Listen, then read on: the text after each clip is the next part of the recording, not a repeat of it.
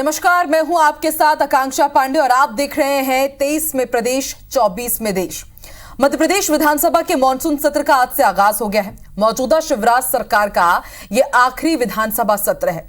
यूं तो यह सत्र सिर्फ 5 दिन का है, लेकिन इस दौरान जो होगा वो सिर्फ ट्रेलर है उस बड़ी पिक्चर का जो आप करीब 100 दिन बाद देखने वाले हैं।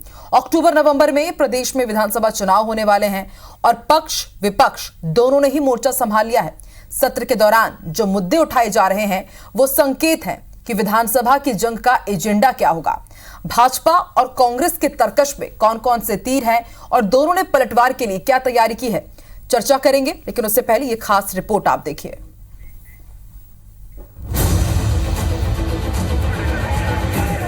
ऐसा कौन सा मामला है जो नहीं उठाना चाहिए मध्य प्रदेश में?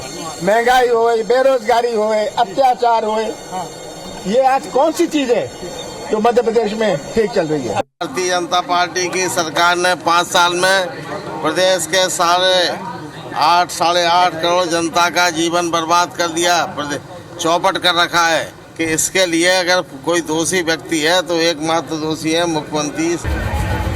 जो सतपुड़ा भवन में हुआ है वो लीपापोती हो रही है। इन तमाम बातों को लेके कांग्रेस आज सदन में मैदान में रही और हर मुद्दों का जवाब दिया जाएगा सदन में। बस कांग्रेस के मित्रों से कहना सदन छोड़ के भगे नहीं। झूठ बोलने का काम कांग्रेस करती है। 18 साल से आदिवासियों के ऊपर अत्याचार कर रही है। अब आप रीवा में हुआ है, ऐसे कई जगह आदिवासियों के साथ अत्याचार किया और सीधी में तो शर्मनाक हुआ। महाकाल तक को नहीं छोड़ा। इन तमाम बातों को लेके कांग्रेस आज सदन में मैदान में रही। सारगर्भित चर्चा जिन विषयों में करना चाहिए नहीं करती, वो विषय लाना चाहती है जिन विषयों का पटाक्षेप हो गया है, जिन विषयों पर वो राजनीति करना चाहती है। तो नाटक और नौटंकी के अलावा और कुछ राजनीति में रास नहीं आता।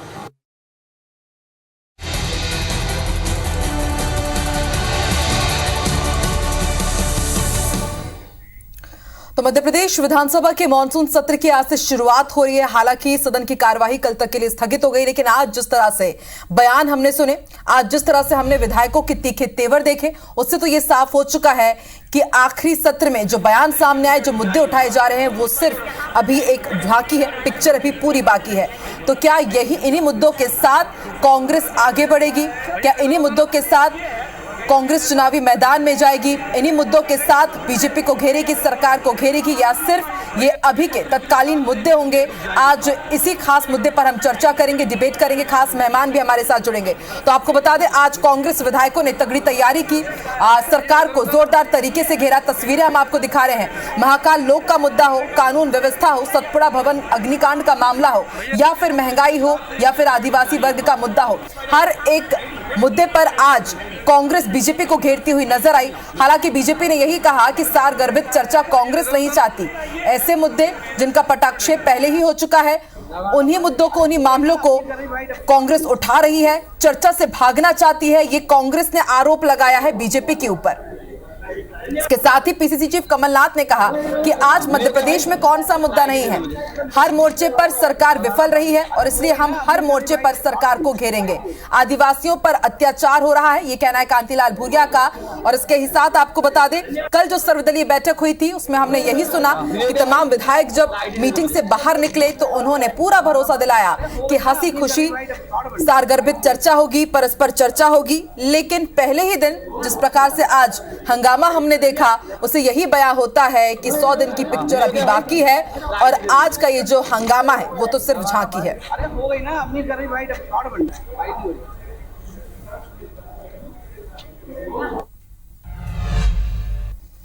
तो पूरी रिपोर्ट आपने देखी। कुछ खास मेहमान भी हमारे साथ जुड़ेंगे। इस वक्त रोहित नायक, कांग्रेस प्रवक्ता, हमारे साथ जुड़ चुके हैं। अब से थोड़ी देर में राजपाल सिंह सिसोदिया, भाजपा प्रवक्ता, वो भी हमें ज्वाइन कर लेंगे। रोहित जी, बहुत बहुत स्वागत है आपका।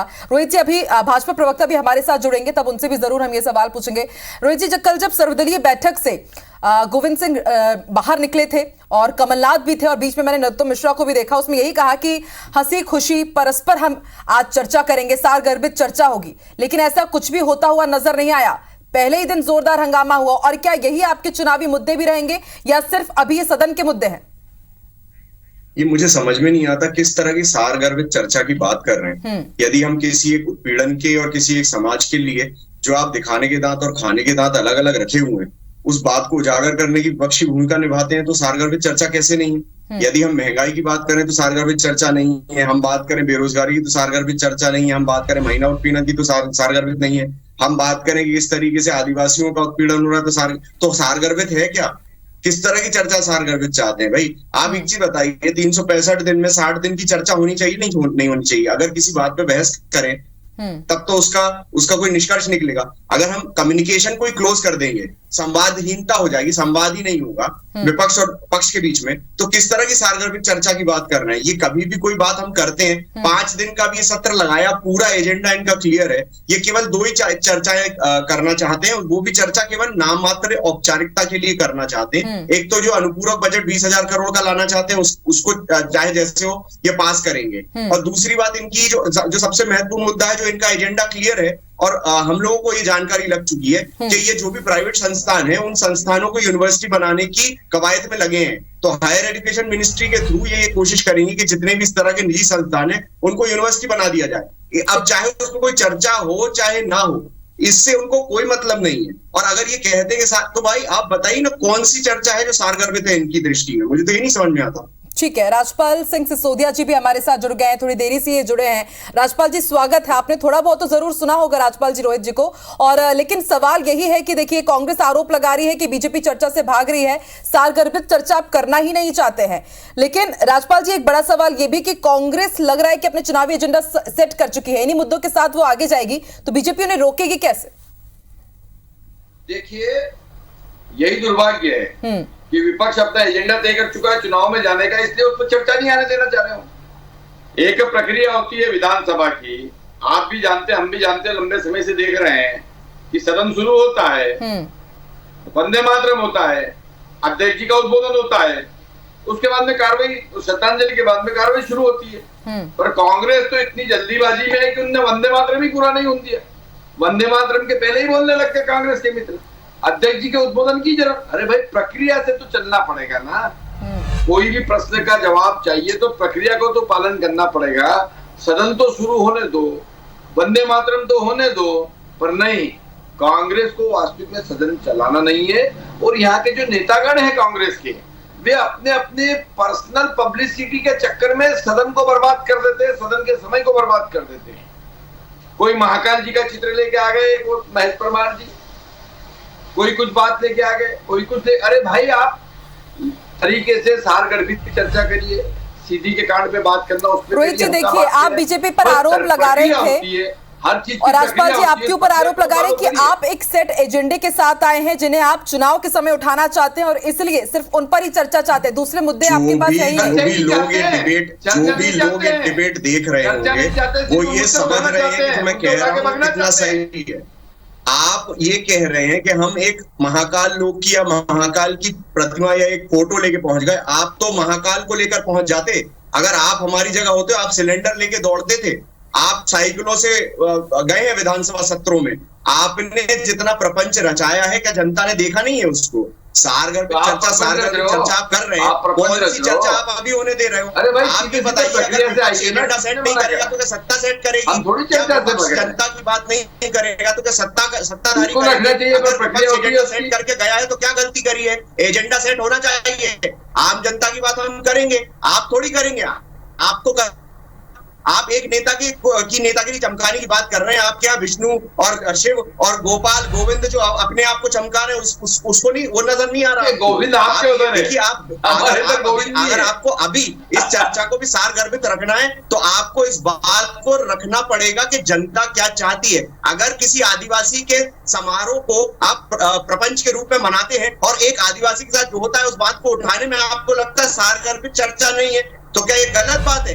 आप बताइए, आप क्या सारगर्भित बात कर रहे हैं? आप सार्थक बात कर रहे हैं? अगर किसी एक आदिवासी समुदाय के एक व्यक्ति के साथ इस तरह की घटना होती है और हम जनता के बीच पहले दिन उस बात का खेद व्यक्त करते हैं और इस बात को रखते हैं सदन में, तो ये सारगर्भित नहीं है। उस समुदाय के बारे में बात करना। देखिए राजपाल जी, कांग्रेस तो साफ कह रही है कि हाँ ठीक है, उनका एजेंडा सेट है और इन मुद्दों के साथ वो आगे बढ़ेगी, लेकिन बीजेपी के क्या मुद्दे रहेंगे? क्या आदिवासी वर्ग उनके लिए मुद्दा नहीं है? क्या महंगाई उनके लिए मुद्दा नहीं है? महाकाल लोक में लगातार जो भ्रष्टाचार के आरोप कांग्रेस लगा रही है, तो इसका भी तो जवाब बीजेपी को देना होगा ना।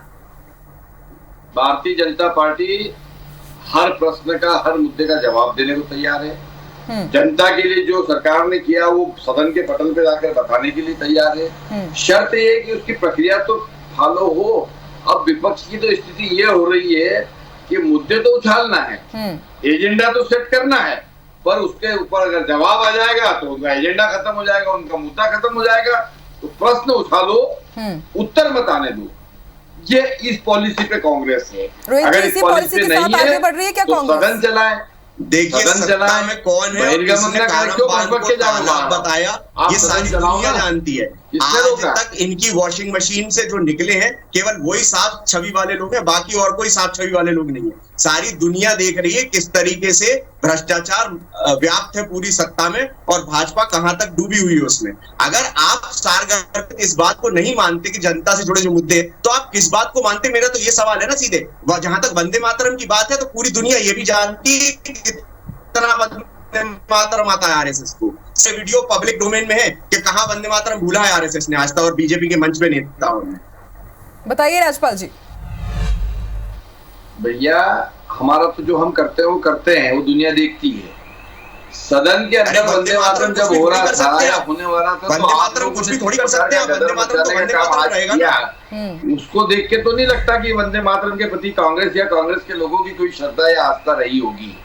रहा सवाल याद ही नहीं है साहब। क्या जाते हैं, अरे भाई बात तो हो रही है विधानसभा के सत्र की, आप आगे आप पाकिस्तान को ला सकते हैं, आरएसएस को क्यों नहीं ला सकते? कांग्रेस की समस्या ये है, मुद्दे की बात नहीं करते हैं, ये बातें इधर उधर की करेंगे। अरे मुद्दे की क्या बात, सदन में क्या प्रश्न है उसमें जवाब लो ना, मुद्दे की बात करो ना, उस प्रक्रिया को फॉलो करो ना। नहीं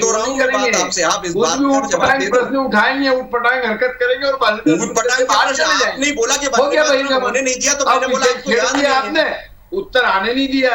अरे भाई उत्तर भी तो आने दो, हम तो देने को तैयार है। बता दीजिए हमारे उत्तर प्रश्न जो लगे हुए उनके उत्तर हम देने को तैयार है। सरकार सदन में हर बात बीजेपी वंदे मातरम टाइप करूंगा तो 100 वीडियो आएंगे तैयार है। आप लोग मंच पे। ये है कि विपक्ष भी तो थोड़ा धैर्य से उनको। देखिए राजपाल जी, रोहित जी, विडंबना यही है कि कांग्रेस बीजेपी पर आरोप लगाती है कि कांग्रेस चर्चा नहीं चाहती। बीजेपी कांग्रेस पर यह आरोप लगाती है कि जनहित के मुद्दे नहीं उठाए जाते, सारगर्भित चर्चा कांग्रेस चाहती नहीं है। लेकिन रोहित जी, सवाल ये भी ना कि जिन मुद्दों के साथ अभी आप आगे बढ़ रहे हैं, 4 महीने अभी 100 दिन पूरे लगभग बाकी है विधानसभा चुनाव के लिए, तो क्या तब तक आप इसी तेवर के साथ इन तमाम मुद्दों के साथ ही आगे बढ़ेंगे या और कुछ भी मुद्दे हैं आपके पास? देखिए हम तो उग्र रहेंगे। पिछली बार जीतू पटवारी जी उग्र रहे, उनको एक भैया सदन में तो चर्चा कर लो, सत्ता चलाना चाहते हैं सदन में तो चर्चा कर लो ना, उग्रता क्यों दिखा रहे हो? तैयार सड़क पे दिखा लेना, पर नहीं, जब सदन चलेगा तो विपक्ष उग्र होके सड़क पे दिखेगा और जब सड़क पे जाने की बारी है तो गायब। न इनके नेता सड़क पे, न नीति सड़क पे, न कोई नेतृत्व है, न कोई कार्यकर्ता है। सदन चलाने की बात है तो सड़क ये तो सबने विकास यात्रा में भी देखा है, सदन चला लो किस तरीके से बहिर्गमन क्यों कर रहे हो? ठीक है राजपाल जी, देखिए उन्होंने तो साफ कर दिया है कि वो उग्र आंदोलन करेंगे, सदन से लेकर के सड़क तक उनका आंदोलन हम देखेंगे। लेकिन भाजपा का क्या, अगर इसी तीखे तेवर के साथ जाएगी, जनता से जुड़े हुए मुद्दे कांग्रेस उठाएगी, तो भाजपा इसे कैसे कंट्रोल करेगी? आप क्या करेंगे? भाजपा कहेगी जनता से जनता के बीच में जाएंगे, किए हुए काम बताएंगे। हमने जो लाभार्थी के माध्यम से, लाभार्थी के योजनाओं के माध्यम से लाभ दिया है हितग्राही को, वो बताएंगे। हमने जो विकास के काम किए वो बताएंगे।